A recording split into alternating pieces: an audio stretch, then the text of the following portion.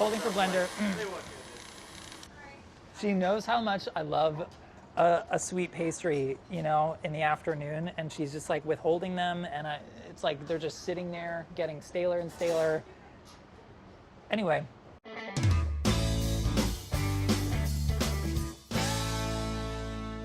This could be called any number of things. This could be called hot chicken katsu. This could be Acme anvils are falling from the sky. This could be called, what else did we say? I mean, I think we can definitely call it awesome.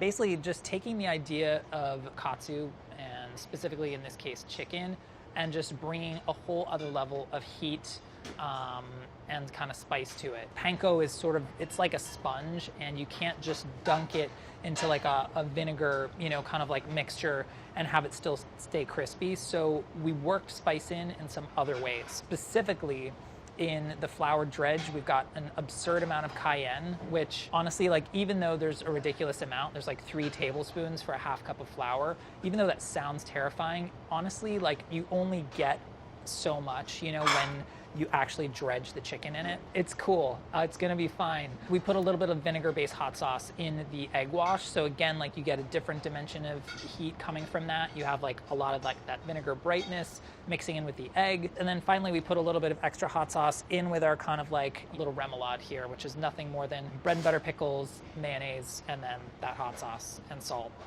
So yeah, good to go. I'm just gonna chop up these pickles.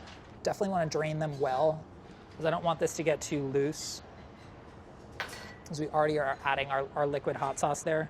Just gonna kind of finely dice them, just so they're just gonna kind of disappear in there.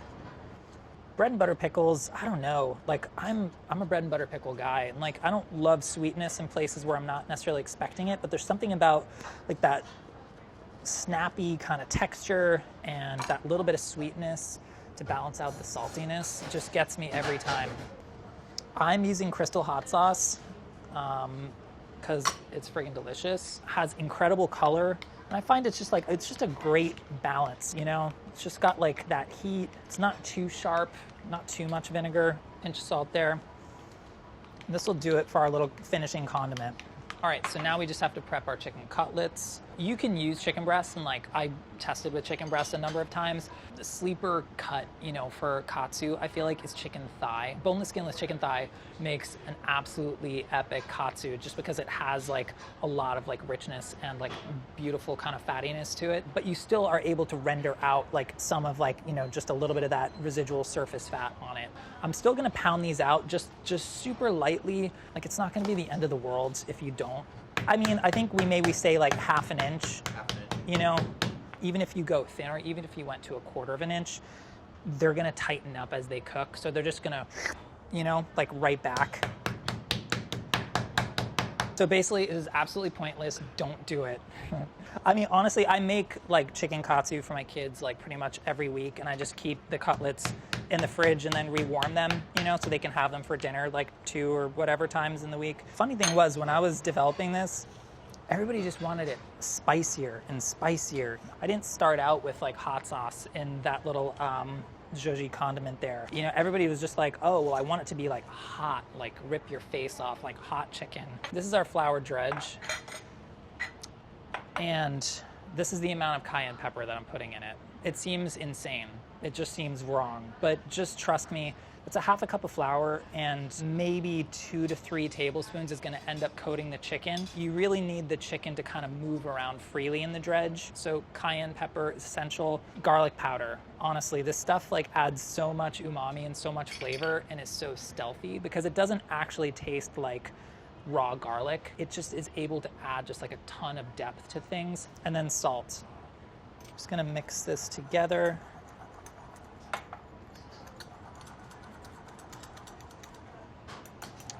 Okay, then the egg wash. All right, so I've got a 1/4 cup of hot sauce going in there. I've got my egg. All right, so hot sauce in egg. So this is kind of like heat source number 2, right? So we had the cayenne there, and then we've got the hot sauce going into our egg wash. I didn't put any heat in the panko because enough is enough. All right, so we're gonna season up this chicken.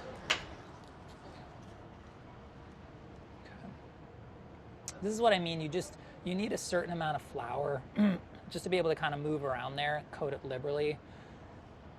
I know it's a lot of cayenne. Then we're going into our egg wash here, just flipping it a couple times just to make sure fully coated. That looks pretty fun. Just gonna flip these a couple times, just make sure that they're super nicely coated. Man, that's a good shot with that like right on the panko, and it's so dark red. Oh, I'm also making a massive mess here. It's fine.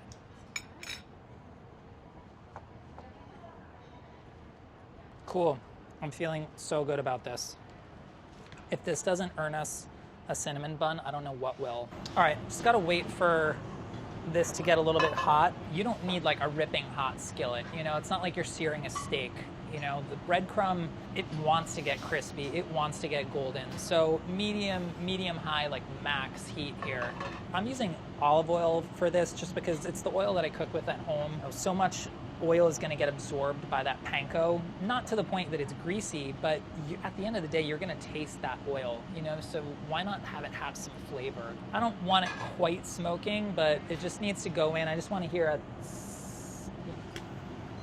I think I might do these 2x2. I just don't want to crowd the skillet here. Did anybody hear that? Did you hear that? It's not like a tss, but there was sound. There was action. So I'm gonna cook these 2 at a time. I just don't want to overcrowd the pan. And we're not in a rush because they've probably eaten all the cinnamon buns anyway. So we can just take our time here, enjoy the process. All right, so this guy looks ready to flip. And that's what I mean, like, so like with an ordinary katsu, that would be like, ooh, maybe got a little too dark, but honestly, it's the spice kind of toasting in there.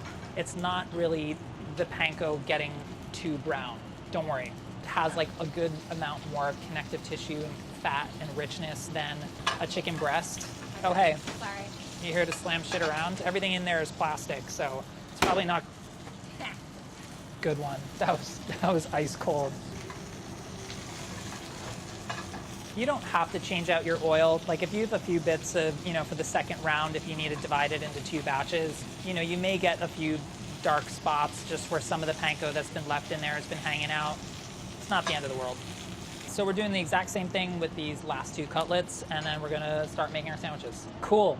So chicken, so spicy, so crispy. Oh, and one thing I definitely wanted to point out, the resting rack, the cooling rack on the sheet tray is essential because it really helps preserve the texture of that crispy panko and makes all the difference. So don't skimp. You know, like this is dark for like an ordinary katsu, not too dark for this katsu. I'm using iceberg for maximum crunch. I'm gonna take like any of the outer leaves that just aren't quite crunchy enough, that just haven't made the cut. Those are gone. Honestly, iceberg, it's not my favorite lettuce, but damn, like that crunch, you know, there's just nothing like it. It's also super easy to shred, and it just adds like that little bit of like textural something. The sandwich is about the chicken, you know? And if you can find it, like finding like a great white Pullman loaf, or in this case, like we went to this awesome local bakery, Takahashi, that makes milk bread that is just to die for. Just pillowy soft with like a great edge of crust around it. This stuff is absolutely dynamite and smells incredible. Do you want to get in here? Oh, that's good. Chicken, shredded lettuce, sauce. Is that really it? It's it. That's it, right? Beautiful. So I'm going to spread on a generous but not too generous amount, both sides of the bread. And I'm going to get a couple of these guys here. You can smell the crispiness. Nice little pile of shreddis, trademark term by Carla Lawley Music. That's fine. Well, this one's the obvious winner, so at least you don't have to like sit there and agonize, like, which one is it? Oh, I don't know, like, obviously. That's it. Gabby. Okay. We're doing this together, okay? All right. That one's you. Right. The first time I burn. Whoa. Oh, is it that super special bread? Yeah, it's the Takahashi bread. It takes a minute for the heat. in the side of your tongue, and then boom. Boom. There it is, right? I love it. Ryan, Hello. come on in. Hey, stuffer. Do you I like love do you like it hot? I do like it hot. All right. I mean, it's hot, but Can I take hey, one? Hi. yeah, get in. Yeah. Mm-hmm. Oh, man. That's really good. And the heat, I don't think is punishing, but it's there. I like it heat. opens up your mouth. Yeah.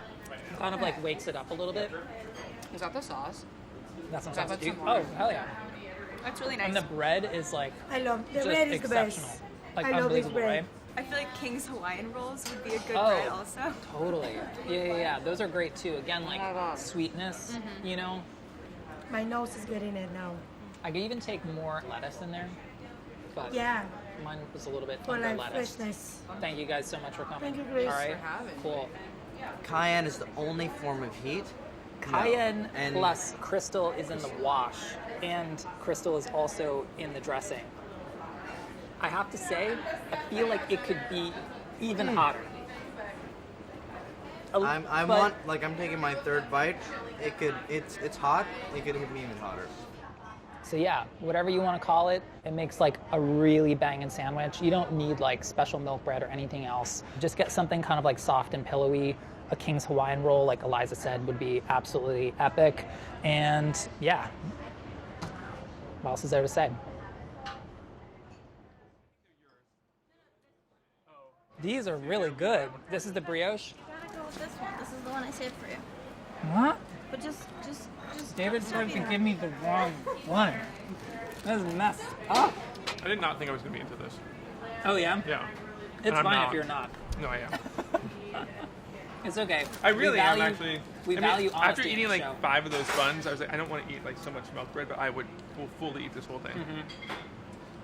So I'm going to have to get another one for Carnegie Hall. Isn't that amazing? This is good.